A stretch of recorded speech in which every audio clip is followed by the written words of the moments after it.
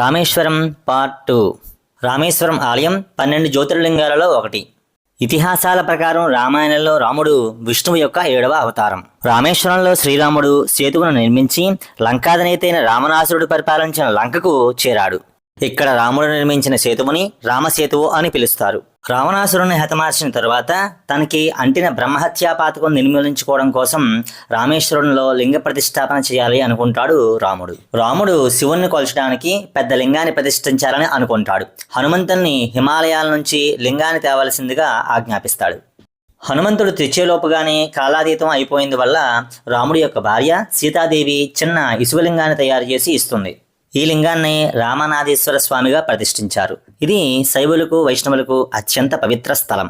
ఇక్కడ 64 పవిత్ర జలాతీర్థాలు ఉన్నాయి. వాటిలో 22 తీర్థాలు రామనాథస్వామి దేవాలయంలోనే ఉన్నాయి. వాటిలో ప్రధాన తీర్థం అగ్ని తీర్థం. వీడియో నచ్చితే లైక్ చేయండి, షేర్ చేయండి.